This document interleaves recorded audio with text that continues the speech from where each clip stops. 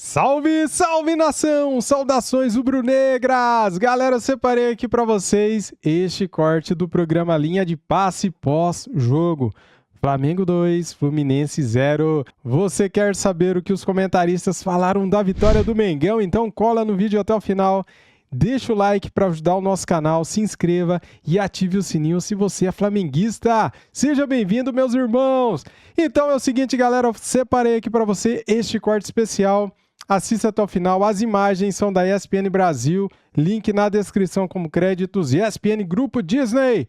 Vamos lá pro vídeo, no final a gente comenta mais um pouquinho aqui, simbora!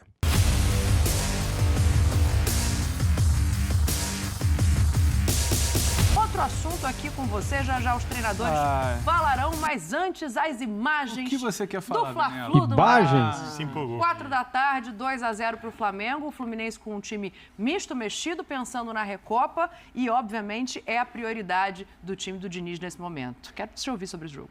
A prioridade do time do Diniz também era não perder hoje.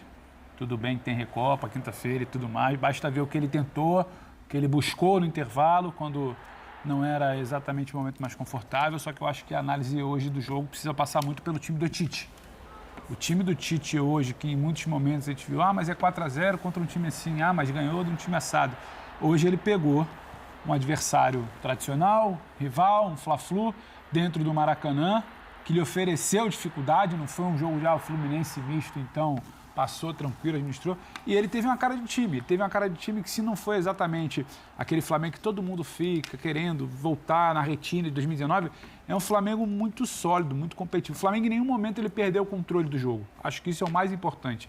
E os times do Tite, eles tentam começar um trabalho tendo o controle do jogo. No primeiro tempo, um pouco menos. Não, mas eu acho que o controle do jogo o Flamengo Sim. tem. Você pode falar de um chute do Ares, uma finalização ali que não era exatamente de um controle do Fluminense, e você pode falar de uma melhora do Fluminense no cenário do jogo. Agora, o controle do jogo não esteve com o Fluminense, o Flamengo foi muito sólido. E o Flamengo foi paciente, porque no primeiro tempo teve isso que o Breler falou de um momento ali do Fluminense, e no segundo tempo, o Tite com seu time montado... Ele abusou de ligação direta, né? Mas a ligação direta ela não é um problema. Ele abusou de ligação direta porque ele tinha as costas em alguns momentos da defesa do Fluminense. O Flamengo não faz um primeiro tempo ruim. E no segundo tempo, o Diniz vira e fala, eu vou tentar alguma cartada, que você pode reclamar que muitas vezes a cartada resolve, em vez da cartada, o tiro sai ali pela culatra. A cartada do Diniz é mexer para tentar ter um pouco mais de qualidade com a bola que o time não tinha, para fazer uma penetração no Flamengo que era muito sólido na defesa. Ele mexe para ter mais refino com a bola, mas ele dá mais espaço. E o time do Diniz está quase sempre negociando com isso.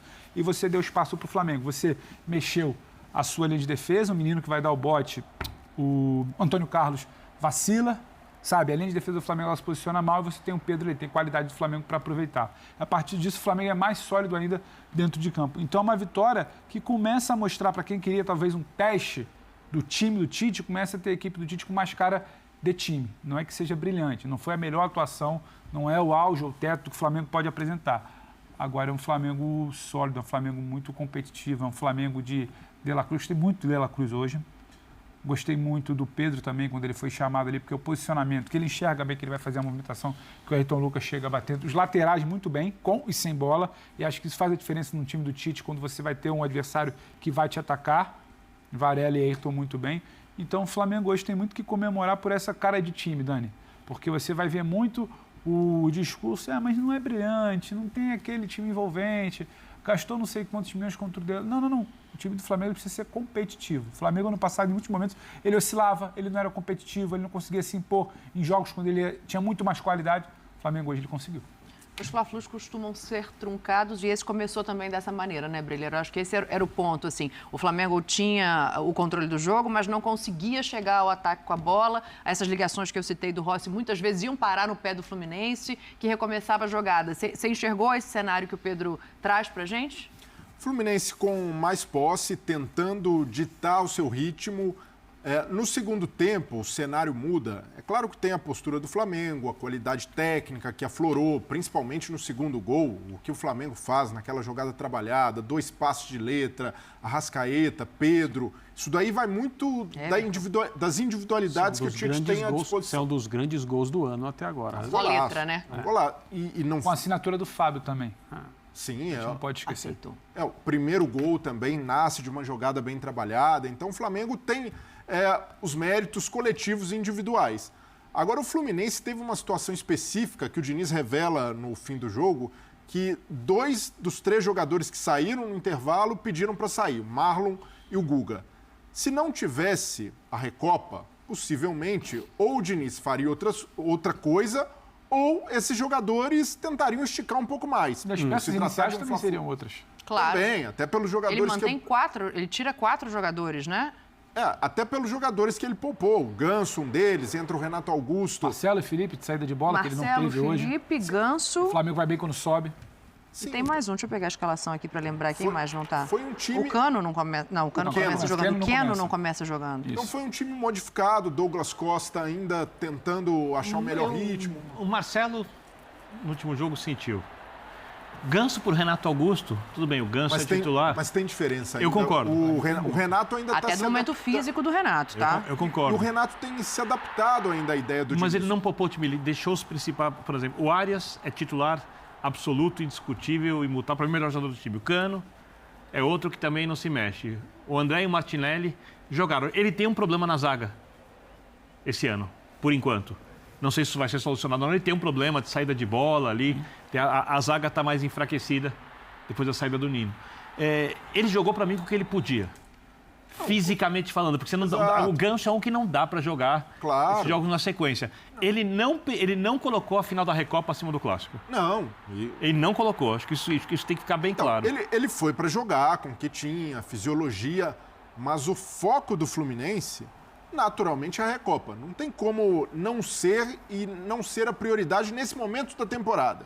Então, pelas mexidas do segundo tempo, por mais que o Diniz... E ele até expôs o time. Ele fez mexidas para o Fluminense tentar continuar com a posse de bola, tentar continuar sendo agressivo, mas fica um time, de certa forma, desfigurado, porque vai o Alexander jogar no lado direito. Sim. E a gente já viu o Diniz fazer várias coisas. André na zaga, de novo. André na zaga, mas o Lima no meio-campo. Então, alterações ao mesmo tempo, algumas por pedido, por problemas físicos de jogadores, de Marlon e Guga, outras, o Thiago Santos, por uma necessidade dele, mas ficou um Fluminense mais frágil. Tanto é que o gol sai em cima do Alexander, pelo lado direito ali, vacila, poderia ter ido melhor na dividida, no corpo com Ayrton Lucas. Tem a falha de bote de posicionamento do Antônio Carlos, tinha acabado de entrar. Também. O Alexander caindo pro lado que não é o dele. E na rebatida no cacuete ele da bola levantada faz diferença. Mas para mim, eu entendo o ponto do Birner de o Fluminense ter respeitado o clássico e tentado jogar com a sua força principal disponível. E eu acho que não devia ter feito isso, tá?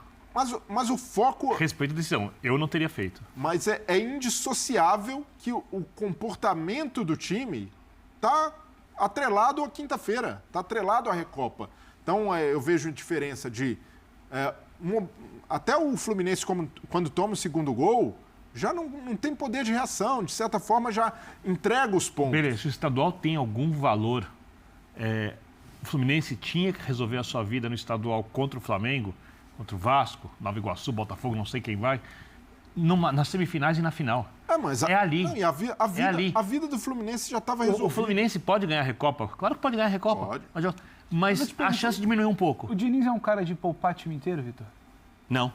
Então é da natureza. Acho que não é simplesmente... Por exemplo, o Arias, ele tá vindo... É só minha opinião. Tô falando que nem que eu tô certo. A temporada dele, não é que tipo...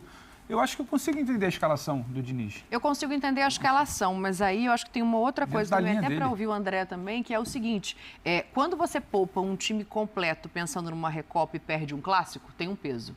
Quando você mantém ali algum pilar estrutural desse time, porque você está dando importância a esse clássico, e eu entendo como Birner, e perde esse clássico, tem um outro tipo de peso para o jogo seguinte, que é o mais importante. Uhum. A indignação, especialmente do Diniz e do Felipe Melo, depois do jogo no Equador, no meio da semana, na noite de quinta-feira, quase sexta, né, madrugada de quinta para sexta, dá para compreender, não em relação à arbitragem, porque eu achei que foi um pouco exagerado, mas dá para compreender porque você jogar ainda no Equador, na quinta, com um clássico no domingo, você imediatamente se coloca numa posição difícil. É muito difícil. A série deveria ter colocado o jogo contra um time pequeno hoje. Isso, é muito... E o clássico deveria ser no É muito difícil. Aí existe uma reclamação... É a CBF que faz, né? Desculpa CBF? interromper, mas a CBF é quem faz o calendário e a FERJ, ela segue o que é colocado pela CBF. Não. E o Carioca, ele tem uma particularidade que é os clássicos só podem acontecer a partir da 5ª ou 6ª rodada, porque até ali os times estão com os seus sub-20, estão em férias, estão em Mundial. Então, só para não ficar truncado isso. Poderia ser diferente, ainda assim, mas... Tá. Tem que ser diferente, né? Porque você faz isso hoje com o Fla-Flu, você fez ontem com o Flamengo e Vasco, anteontem com o Botafogo e Fluminense, né? No Sport Center, durante a semana, a gente fez uma matéria mostrando todos os clássicos que aconteceram com um dos participantes jogando ou por Libertadores, ou por Sul-Americana, ou por, sei lá... Recopa, Sempre tem alguma coisa atrapalhando a programação de um dos times. Então, também não posso concordar com o argumento de que, se fosse com o outro não aconteceria. Essas coisas que fazem parte do jogo nos bastidores e tal. Mas é claro que o Fluminense chegou para o jogo numa situação do ponto de vista de descanso, a preparação de maneira geral, muito prejudicada para jogar com o Flamengo. O Flamengo é um time melhor que o Fluminense, tem um elenco mais numeroso e mais capaz que o elenco do Fluminense, mesmo que o Fluminense tenha hoje um excelente time de futebol. Com a condição, e a gente vem conversando sobre isso há algum tempo, pelas contratações feitas agora para 2024, acrescentando especialmente no meio de campo e ataque, o Diniz tem a condição de poupar, escalar um, depois o outro, eventualmente os dois juntos. Eu estou falando de Ganso e Renato Augusto, principalmente essa dupla que em tese faz papéis semelhantes, mas ainda tem uma diferença do ponto de vista físico. Então, eu acho que o Fluminense teve hoje uma carta ruim, é igual o jogo de cartas, você recebeu uma mão ruim e você tentou fazer o melhor que você podia com ela. Porque também não dá para você falar, tá bom, tudo bem, é um Fla-Flu com implicações na sequência, eu vou colocar todo mundo descansado, todo mundo que não jogou. Acho que não dá para fazer isso num clássico. Dá para você fazer isso num jogo do Campeonato Estadual que não tenha essa transcendência. Mas num Fla-Flu não dá para você fazer. E o problema é o calendário? O problema é o calendário. O problema é o estadual? O problema é o estadual. É o trecho que o estadual ocupa no calendário. É o que a gente vem falando aqui há muito tempo. O Campeonato Estadual não precisa acabar, mas ele precisa ser diferente para os clubes que são maiores, para o Fluminense, para o Flamengo, no caso do Estadual do Rio, do Vasco e o Botafogo. O Matheus, nesse finalzinho, traz um gancho bom para a gente voltar ao debate aqui, falando de laterais, né? Pensei que você ia falar do gramado. Não ia nem entrar. Fica à vontade, se você quiser comentar sobre o gramado. Mas eu ia falar sobre uma questão. Não? Eu ia falar sobre uma questão de laterais. Acho que na lateral esquerda acabou essa discussão. Tem Ayrton Lucas e Vinha ali no Flamengo, laterais com características diferentes, um de seleção e o outro que já tem um espaço bem construído. O Ayrton Lucas tem jogado muito bem, mas do outro lado tem a evolução de um lateral muito questionado, que é o Varela. Na mão do Tite, depois de algum tempo, ele parece começar a dar sinais de sustentação. É mérito dessa gestão, dessa comissão? O que se modificou nesse Flamengo para que o futebol do Varela pudesse aparecer? A diretoria do Flamengo, ela olha muito para grandes nomes, grandes valores. Jogador que ela pega em aeroporto, tem 7 pessoas na mesa de coletiva e ela olha pouco para necessidades. Então ela fica ali torcendo. Sorte que dessa vez ela torce pelo trabalho do Tite, que é um cara competente. Porque o Varela, por melhor que ele possa apresentar de evolução, ele não é, por exemplo, top 4 ou 5 de laterais de futebol brasileiro. Eu penso que quando você forma um elenco como o Flamengo, você tem que ter top 2, top 3 em todas as posições. Então tem muito de acreditar no que o Tite pode fazer. Mas há uma carência no elenco. Há uma carência no elenco do Flamengo para aquele setor. Mas eu vou te responder ali. Igual o Cudê respondeu na coletiva sobre o René. Quem é esse lateral? Quem é esse cara para contratar hoje no Brasil? Mas o Flamengo. O Varela faz tudo que o Tite pede também. Exatamente. Mas o Tite falaria igualzinho o Cudê. Ou fora dele. O Flamengo não contrata só no Brasil. E aí a resposta não pode ser, mas não tem outro, não. A resposta é, você tem um departamento para mapear, você sabe que tem uma carência ali desde o ano passado, você tem capacidade de investimento. Você não pode virar e falar, mas no Brasil não tem outro. Aliás, no Brasil tem outro. Se você quiser começar pelo Brasil, você tem outro. Você vai bater em outros clubes e vai tirar. Agora, eu acho que você precisa prospectar muito mais. Agora, o Varela não tem culpa disso. O Varela está lá. E ele está lá fazendo muito bem o dele. Eu acho que ele tem ido muito bem em 2 situações específicas. ele está conseguindo entender, se entender com a Ayrton, porque nunca é um futebol de que os dois que sobem juntos. Sim. Então, ele está conseguindo entender e equilibrar isso muito bem para servir ao time. O time do Flamengo hoje tem uma proteção melhor, e você precisa ter uma proteção, e o Tite preza muito essa proteção para ele não ser um cara exposto por ali. E acho que a partir do momento daquele destaque inicial até que eu falei do Flamengo, quando o Flamengo se comporta mais como time, o Flamengo era um time que você sempre estava falando, estava estourando coisa no corredor direito. Não tinha um sistema defensivo estabelecido. Então a coisa estourava por onde é mais frágil. Os times já iam para jogar por ali. Então quando você tem um sistema defensivo um pouco mais estabelecido, você expõe menos um cara como o Varela. Então acho que tudo isso ajuda a combinar. Agora, é você apostar muito no trabalho do Tite, que vai resolver esse time mais sólido, para ficar com o Varela por ali. Eu acho que o Flamengo poderia ter ido um pouco melhor nesse mercado. Não dá para dizer que está tudo bem agora, porque o Varela está apresentando uma evolução. Eu acho que quando a gente fala de ter duas opções em quase todas as posições, você também poderia ter na lateral. Mas é isso, é uma questão de mercado, não tem a ver com o jogador, com o atleta Varela, que fez um bom jogo hoje, né? O segundo gol tem uma questão estrutural do time que ajuda a entender esse funcionamento do Flamengo, que eu imagino que vai ser daqui para frente.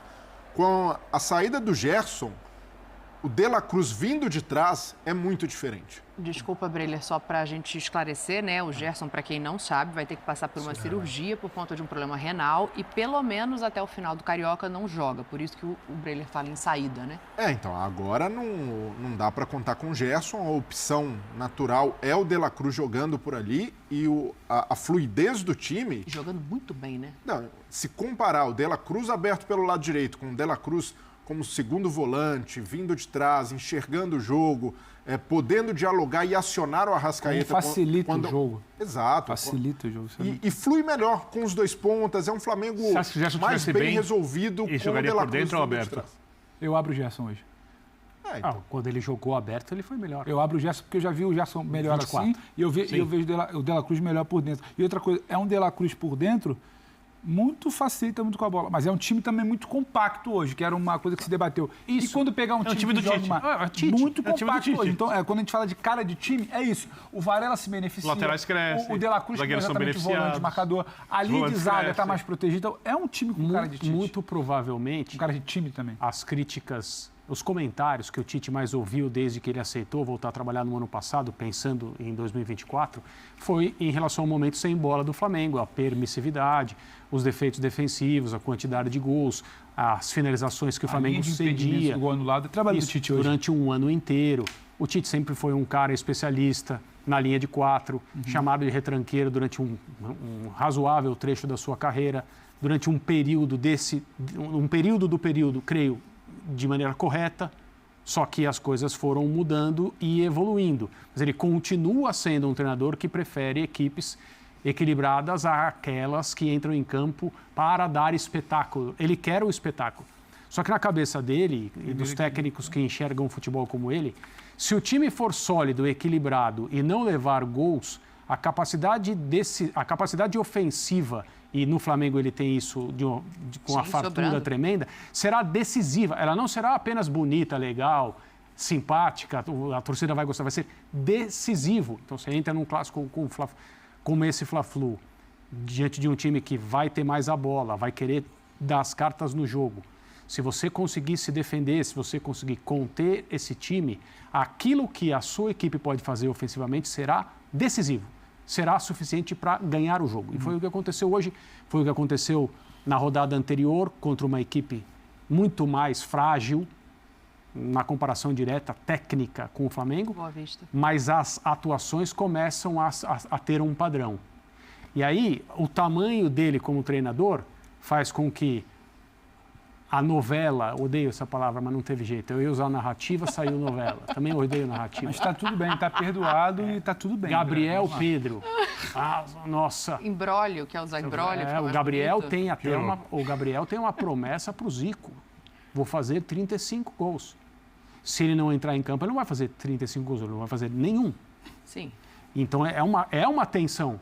E outra coisa, o Pedro Henrique é um jogador tão idolatrado, talvez não por uma parte mais jovem da torcida do Flamengo, que adora ou sempre adorou, porque depois do ano passado já não dá para entender, né, se o Gabriel é ídolo ou não. Né? As pessoas queriam que ele estivesse fora do Flamengo por causa de um ano abaixo do seu normal. Mas se a gente lembrar o Mas agora que ele está no banco, já tem muito torcedor incomodado. Isso. Porque tem o torcedor. O jogo contra o Boa Vista foi assim. Tem o torcedor que prefere um, tem o torcedor que prefere o outro. E tem o torcedor que, independentemente de um ou outro, prefere o que está no banco, para poder vaiar o que está saindo e aplaudir quem está entrando. Funciona assim. A conversa é assim. Mas em relação ao Bruno Henrique, é a mesma coisa. Ele também não é um titular nesse momento. Perfeito. Olha, hoje isso. não foi o caso, né? Hoje, quando o Pedro sai, a torcida do Flamengo está recém comemorando ainda o gol, então ele acaba saindo aplaudindo para a entrada do Gabriel. 2 horas de programa é muito ou pouco? Hoje, pouco. Adequado. Porque acabou, eu tenho que fazer o intervalo já. É a Danicracia que tem que determinar. E aí, galera, gostaram do vídeo? Se gostou, comente, deixa o like, se inscreva aqui no nosso canal, deixe nos comentários a sua opinião sobre o nosso Flamengo. Cara, só tem uma coisa para dizer, uma coisa importante. É muito bom fazer vídeos quando o Flamengo vence, galera. Não tem tempo ruim, cara, não tem preguiça, não tem nada. É só alegria, é só diversão. Então é o seguinte, hein? Para você não perder nada que a imprensa fala do Mengão, deixe o sininho ativado, marca todas, para você não perder nada, porque nesta segunda-feira vai ter muitos vídeos bacana aqui, galera, de vários comentaristas, de várias emissoras, comentando e falando aí da vitória do Mengão. Cara, me segue lá no Twitter, me segue também no Instagram, link na descrição, dá essa moral aí pra gente, tá bom? Galera, eu fiquei mega feliz com essa vitória, né? Praticamente o Flamengo já é o campeão da Taça Guanabara, que é uma taça simbólica, né? Para quem não sabe, para quem é leigo no assunto, a Taça Guanabara é um título simbólico do primeiro turno. O Flamengo já ganhou praticamente essa taça, né, cara? Então, no próximo jogo o Flamengo vai erguer a taça. É isso aí, galera. Quero te fazer uma pergunta. Você comemora a Taça Guanabara? Eu comemoro, cara. Veja bem. No ano passado eu queria ter comemorado e não comemorei nada, então é muito bem-vinda essa taça, a primeira de muitas, né? É isso aí, a primeira de várias que o Flamengo vai erguer em 2024. Eu acredito, cara. Flamengo do Tite é um time diferente do Flamengo do Sampaoli, do Flamengo do Vitor Pereira do ano passado, que era um time preguiçoso, né? Esse time é aguerrido, esse time tem intensidade. Esse time não morre no segundo tempo. Esse time joga os 90 minutos com vontade, com garra. Vimos isso nos últimos jogos que o Flamengo apresentou. Contra o Boa Vista, hoje contra o Fluminense. E quem entra, entra com vontade, entra querendo mostrar serviço, né? Caso do Bruno Henrique, Gabigol, entrou também o Victor Hugo, Igor Jesus. Este Flamengo sim promete. Galera, eu tô animado pra caramba. Muito obrigado a todos vocês. Deixem um like, se inscreva aqui no nosso canal e ative o sininho para não perder nada. Valeu, tamo junto, saudações rubro-negras e até o próximo vídeo aqui do canal. Fui!